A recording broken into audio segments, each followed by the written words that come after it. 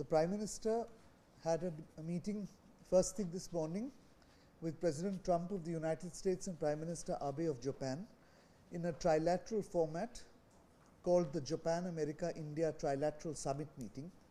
As you know, this is the second time they are meeting. The first time was at the last G20 meeting in Buenos Aires.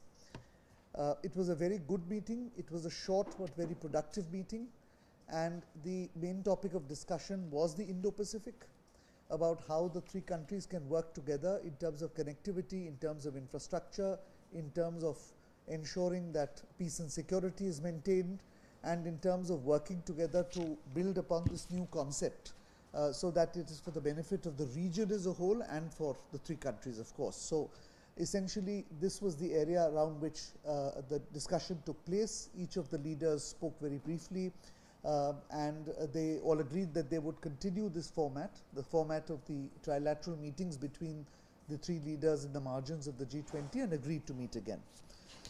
Thereafter, Prime Minister had a bilateral meeting with President Trump. This was a very open and productive meeting. The two leaders had a very warm discussion. President Trump congratulated the Prime Minister on his victory. The Prime Minister in particular noted that President Trump had sent a very warm letter to him through Secretary Pompeo. As you know, the Secretary of State of the United States was in India a couple of days ago. The Prime Minister referred to the very good discussions he had with Pompeo himself, the discussions that our National Security Advisor and External Affairs Minister had with Secretary Pompeo, and there was a brief discussion on how Pompeo's visit to India went. Now, as the Prime Minister mentioned in his public remarks, 4 issues were taken up at this bilateral meeting. The issues were those related to Iran, to 5G, to trade, and to defense relations. So far as Iran was concerned, the Prime Minister outlined our energy concerns as well as our concerns regarding peace and stability in the region. Prime Minister pointed out that although Iran supplies 11% of our energy, India had reduced oil imports from Iran, but these were, despite the effect it had on the Indian economy, we had been able to sustain this position. And we also had our diaspora in the region, we have energy requirements in the region, we have economic interests in the region, and therefore it is in India's fundamental interest to ensure peace and stability in the region.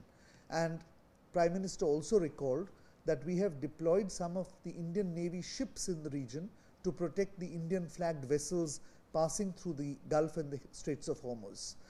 This was appreciated very much by President Trump, and they had a brief discussion.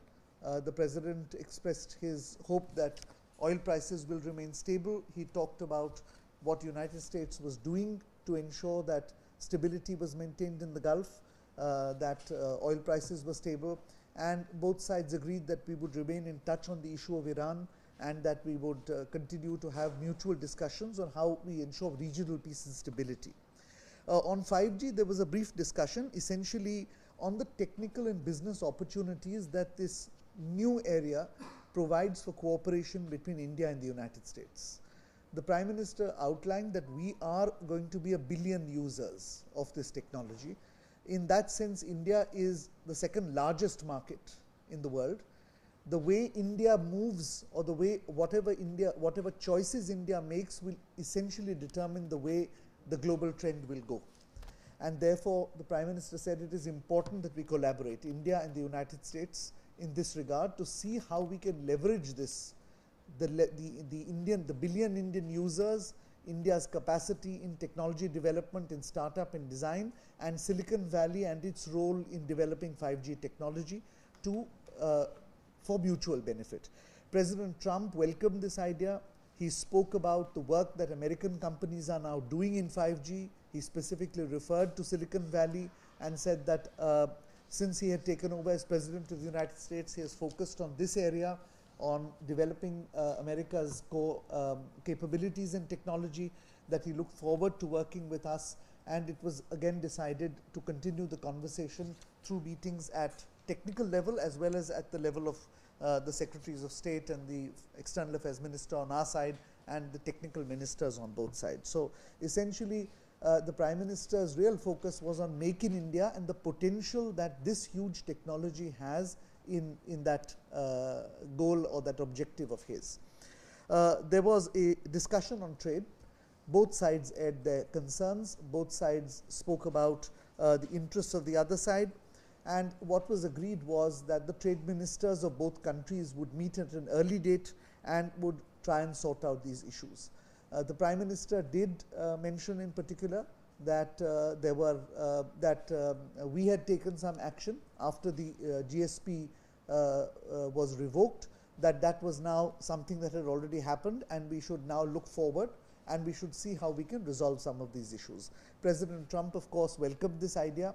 Both USTR Lighthizer and their Treasury Secretary Mnuchin were in the room. And so what we expect now is an early meeting. At the level will still be decided whether it will be at the level of Commerce and Industry Minister and USTR, or we will first have technical discussions. It is an issue to be decided, but essentially it was a very productive discussion. It was a very open discussion, and we will take things forward.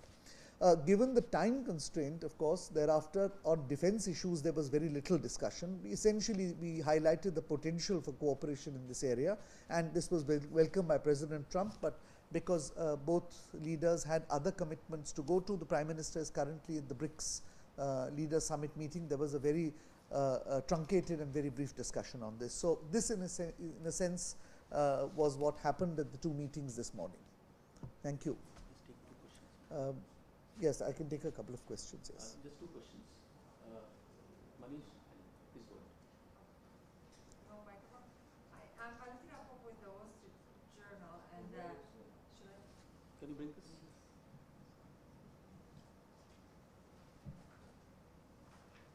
Sorry, Valentina Pop with the Wall Street Journal. So on trade, you were saying it was a very constructive discussion.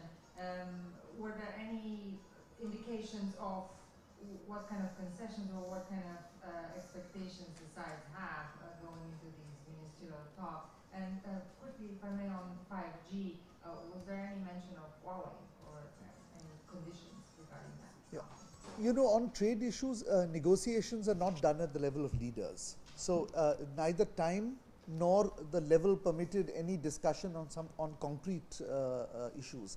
The idea was to clear the air and then to set the agenda for discussions in resolving trade matters, and to that, in that direction, both leaders have directed officials to now move forward. And I think that's where we found this discussion very open and very productive.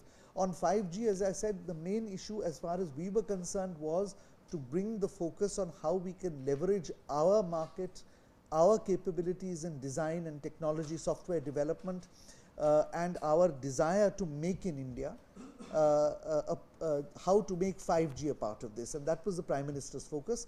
And President Trump in turn welcomed this because his main idea was to say that United States has the capacity, it has the capability, it has the human resources, Silicon Valley is working on it.